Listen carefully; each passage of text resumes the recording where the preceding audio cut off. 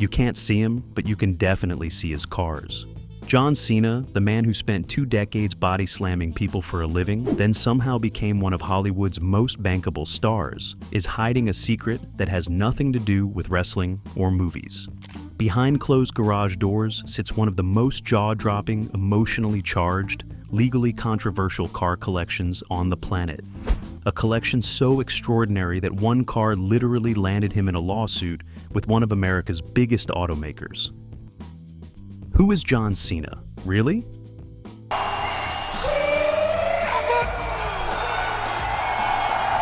Most people know John Cena as the 16-time WWE World Champion, who could bench press a small country, and whose merchandise kept an entire generation of children in oversized t-shirts. Others know him as the surprisingly funny Hollywood actor who stole scenes in Trainwreck, The Suicide Squad, and the Peacemaker series. But here is what almost nobody talks about. John Cena is one of the most serious, most knowledgeable, and most passionate car collectors alive today. This is not a celebrity who buys a Lamborghini because his accountant told him he needed a tax write-off. This is a man who can tell you the compression ratio of a 1967 Pontiac GTO from memory. A man who has studied automotive history the way other people study scripture. A man who once said, and I quote, "Cars are the only things I spend money on without feeling guilty." And when you see what he has parked in his garage, you will understand exactly what he means. His collection spans decades, continents, and price brackets that would make your eyes water. We are talking American muscle, Italian exotica, French hypercars, and everything in between. The total estimated value sits somewhere around $10 million, though some experts believe that number is conservative. 2003 Dodge Viper SRT 10.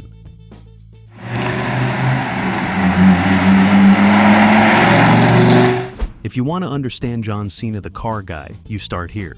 The 2003 Dodge Viper SRT 10 is not a car for the faint of heart. It is not a car for people who like driver assists or stability control, or the general concept of feeling safe. It is an 8.3-liter V10 engine producing 510 horsepower, wrapped in a body that looks like it was designed by someone who had never heard the word subtle in their entire life. Cena's Viper is finished in Viper Red, because of course it is. And it represents everything that makes American performance cars so gloriously unhinged. There are no electronic nannies holding your hand. There is no adaptive cruise control whispering reassurances in your ear. There is just you, the road, and an engine that sounds like a thunderstorm decided to get angry. The 0 to 60 time comes in at around 4 seconds flat, and the top speed nudges past 190 miles per hour. Now, here is what makes Cena's ownership of this car so perfectly on brand. This is a man who spent his career being physically imposing, relentlessly aggressive, and utterly fearless in front of crowds of 50,000 screaming people. Of course, his entry-level car is a Viper. Of course, it is red. Of course, there is no traction control. This car has the same energy as a late-career John Cena promo.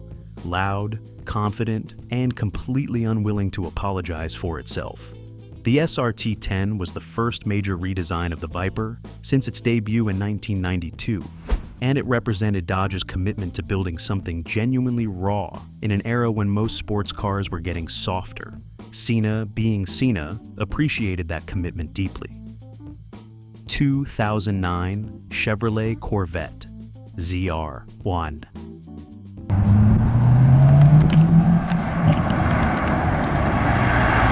They called this car the Blue Devil, and once you hear the numbers, you will understand why. The 2009 Chevrolet Corvette ZR1 produced 638 horsepower from a supercharged 6.2-liter V8 engine, making it, at the time of its release, the most powerful production Corvette ever built. 0 to 60 comes in at 3.4 seconds. Top speed nudges past 205 miles per hour.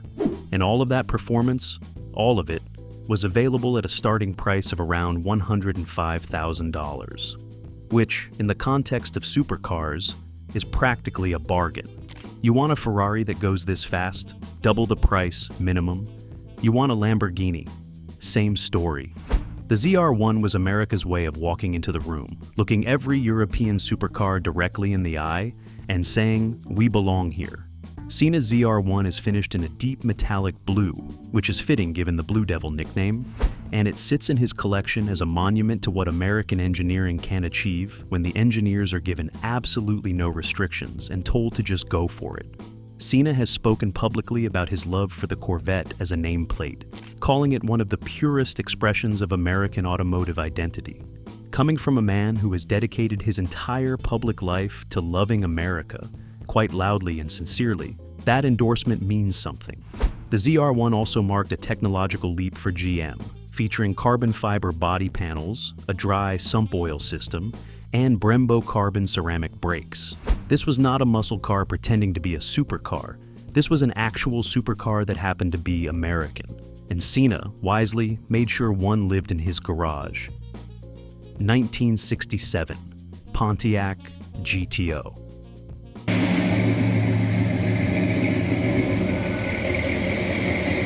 And now we slow down.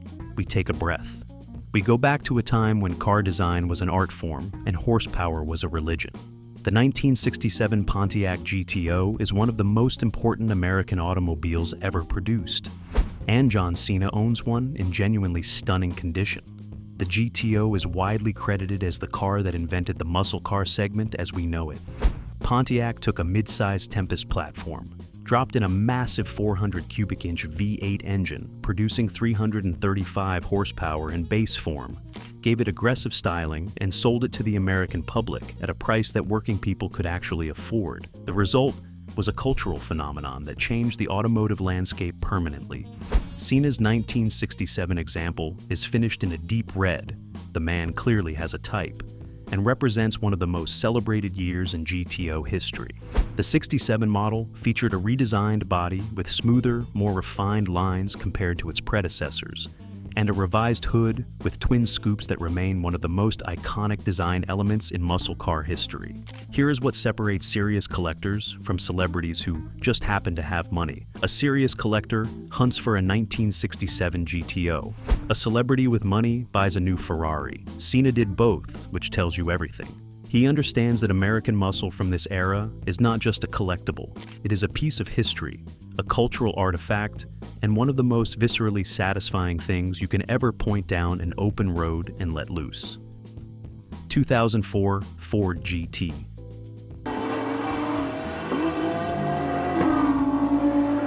Alright, now we get to the story, because if you have spent any time at all in the automotive world, you have probably heard about John Cena and the Ford GT lawsuit. And if you have not, buckle up because this one is genuinely extraordinary. In 2004, Ford reintroduced one of the most legendary nameplates in motorsport history. The Ford GT was a modern homage to the GT40 race car that famously defeated Ferrari at Le Mans in 1966. A story so dramatic that Hollywood eventually made it into a movie. The production version was powered by a 5.4-liter supercharged V8 producing 550 horsepower with a top speed of 205 miles per hour and a 0 to 60 time of 3.3 seconds. It was, in every measurable way, one of the greatest American performance cars ever made, and demand was absolutely insane. Ford received far more applications than they had cars to sell, and buyers were required to agree to specific terms, one of which stated that the car could not be resold for a minimum period of time after purchase. Ford wanted these cars going to genuine enthusiasts, not flippers looking to make a quick profit on the secondary market. John Cena bought one, and then, fairly shortly after taking delivery, John Cena sold it. Ford noticed. Ford was not happy. Ford sued him. In a lawsuit that sent shockwaves through the automotive collector community, Ford argued that Cena had violated the purchase agreement by flipping the car. The case was eventually settled out of court, with the specific terms remaining confidential. Cena reportedly issued an apology. Now, here is where it gets interesting, because rather than being put off by the whole experience, Cena apparently came away from it with an even deeper appreciation for the Ford GT, which, in a way, makes complete sense. If someone took you to court over a car, you would probably think about that car for the rest of your life. 2012 Jeep Wrangler Rubicon.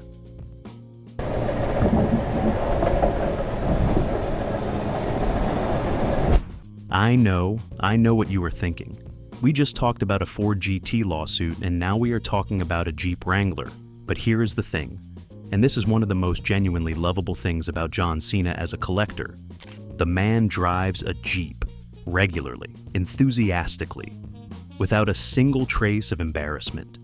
The 2012 Jeep Wrangler Rubicon is the most capable off-road variant in the Wrangler lineup, featuring locking front and rear differentials, a disconnecting front sway bar, and rock-track four-wheel drive. It produces 285 horsepower from a 3.6-liter V6 engine and will go places that would make most luxury SUVs weep openly. Cena's Wrangler is reported to be fitted with additional aftermarket modifications, because when John Cena does something, he does not do it halfway. This is a man with Ferraris and Bugattis in his garage, who still gets into a Jeep on weekends and takes it somewhere that has no road. That is not a man performing a personality for the cameras. That is a man who genuinely deeply loves cars in every form they take. There is something deeply refreshing about that. In a world full of collectors who buy cars and never drive them, Cena uses his Jeep the way Jeeps were meant to be used. And frankly, that earns him more respect in my book than almost anything else on this list. 1971, Plymouth Barracuda.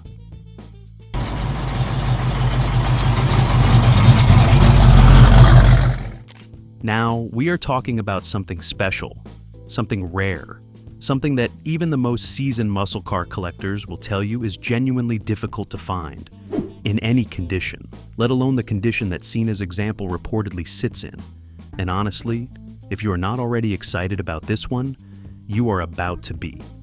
The 1971 Plymouth Barracuda is one of the most collectible American muscle cars ever produced.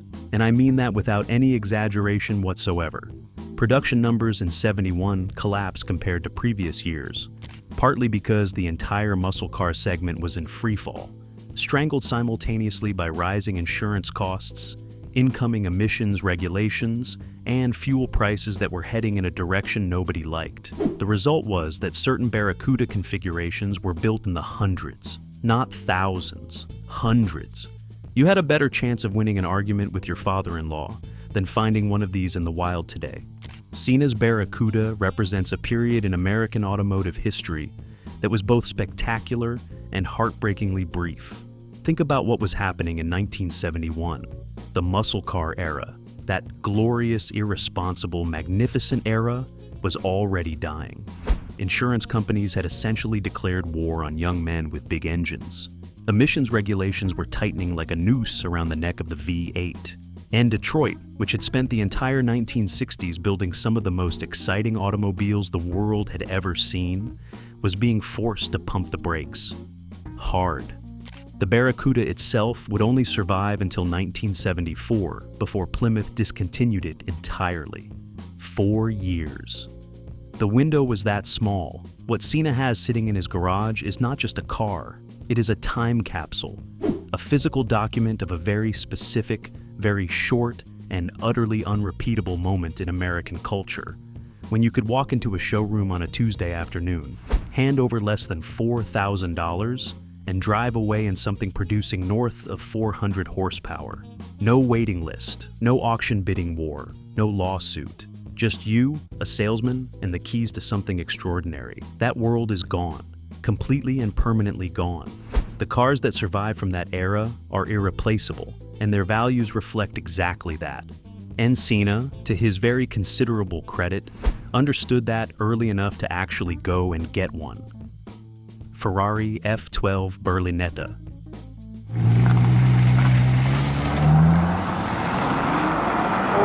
The Italian has arrived, and honestly, it was only a matter of time. The Ferrari F12 Berlinetta was introduced in 2012 as the successor to the 699 GTO and represented the absolute peak of Ferrari's front-engine Grand Tourer lineage at the time of its release. The numbers are staggering. A naturally aspirated 6.3-liter V12 engine producing 730 horsepower, 0 to 60 in 3 seconds flat, a top speed of 211 miles per hour, and a price tag, at launch, of around $316,000. This is a car that does not make compromises. Ferrari did not sit in a boardroom and ask what customers wanted. Ferrari sat in a boardroom and decided what perfection looked like, then built it. The 7-speed dual-clutch transmission shifts with a speed and precision that makes other gearboxes feel embarrassed. The steering communicates every surface texture directly into your fingertips. And the V12 engine, that naturally aspirated masterpiece, sings at high revs in a way that makes grown adults emotional. Cena's F12 is finished in a dark shade that makes it look like it is planning something, which, given the performance on tap, is not entirely inaccurate. After years of celebrating American muscle and raw domestic horsepower, Cena's decision to add a Ferrari to the collection feels less like a change of direction and more like an acknowledgement that Italy figured some things out that the rest of the world is still trying to catch up to. You can love American muscle and still appreciate a Ferrari V12. John Cena contains multitudes. Bugatti Veyron Grand Sport.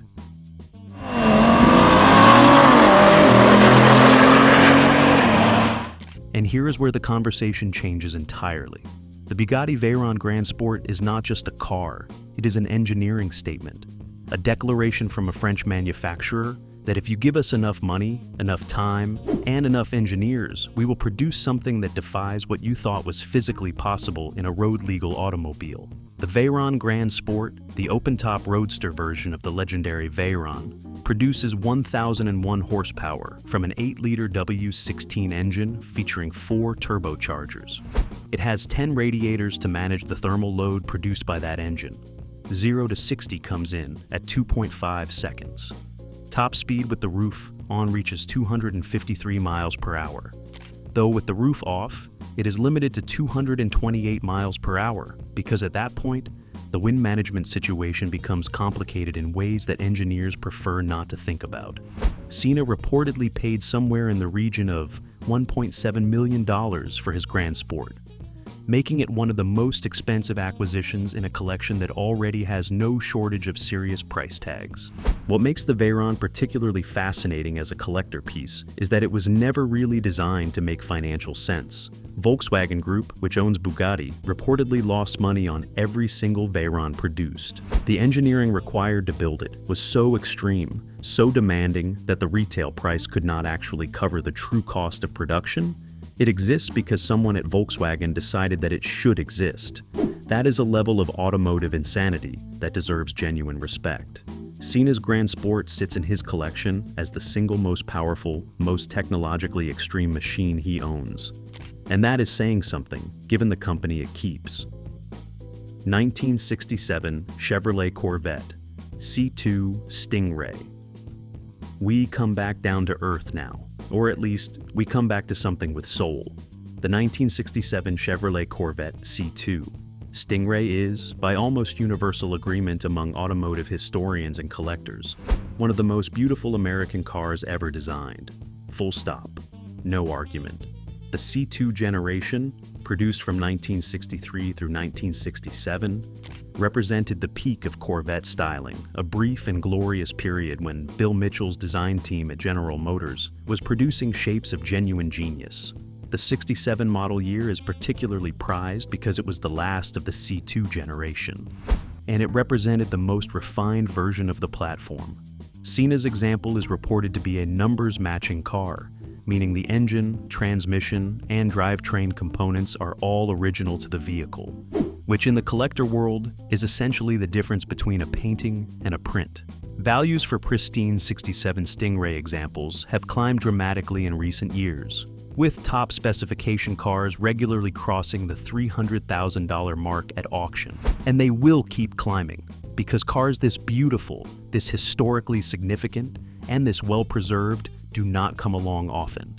Here is the moment where Cena's collection reveals something deeper than just automotive enthusiasm. A man who buys a numbers-matching 1967 Stingray is not buying a trophy. He is buying a responsibility.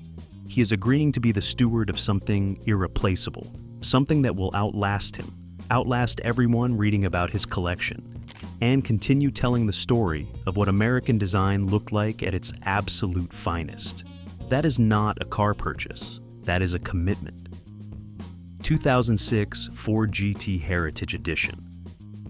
And here we are, the big one, the car that tops the list. And if you have been paying attention, if you caught the Ford GT story back at number 7, then what I am about to tell you is going to land very differently than it would have otherwise. The 2006 Ford GT Heritage Edition is not simply a Ford GT with some extra badges and a special paint job. It is one of the most deliberately, emotionally, historically loaded cars Ford has ever produced. Built to celebrate the 40th anniversary of the GT, Fordy's legendary victory at Le Mans in 1966, the Heritage Edition was finished in the iconic Gulf Oil Racing livery. That instantly recognizable combination of powder blue and orange that has become one of the most beloved color schemes in all of motorsport. Only a small number of Heritage Editions were produced, making them substantially rarer than the already limited standard production run. And rarity in the collector car world translates directly into value. Cena's Heritage Edition is estimated to be worth somewhere between $1.5 and $2 million today. A figure that will likely only increase as these cars continue to age into their legendary status. But here is what makes this the perfect number 1 for John Cena specifically. This is the man who got sued by Ford. This is the man who bought a Ford GT, sold it in violation of his purchase agreement, settled a lawsuit, and issued an apology. And then, because John Cena apparently processes legal disputes differently than the rest of us, he went and acquired one of the most special, most historically significant Ford GTs ever produced. There is something almost poetic about that. Ford took him to court, and his response was to come back and buy the most beautiful version of the car that existed. That is not spite, that is love. That is the behavior of a man who was never actually angry at the car, just at himself for not keeping it in the first place. The Heritage Edition sits at the top of Cena's collection, not just because of its value, but because of what it represents. It is the full circle moment of a collector who learned his lesson, returned to the source, and this time, you can be fairly confident, is not selling. So there it is, 10 cars, 10 stories. One man whose public image is built entirely around strength, toughness, and an inability to be seen, and whose private passion is built around some of the most emotionally resonant, historically significant, and genuinely thrilling automobiles ever produced.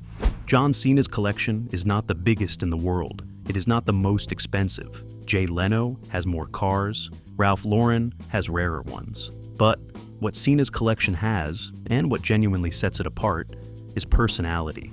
Every car in that garage reflects something real about the man who owns it. The raw aggression of the Viper, the patriotic pride of the Corvette ZR1, the sentimental depth of the Stingray, the hard-earned wisdom of the Heritage Edition. This is not a collection assembled by a business manager to diversify a portfolio. This is a collection assembled by someone who actually cares, who reads, researches, obsesses, and occasionally gets sued in pursuit of automotive perfection.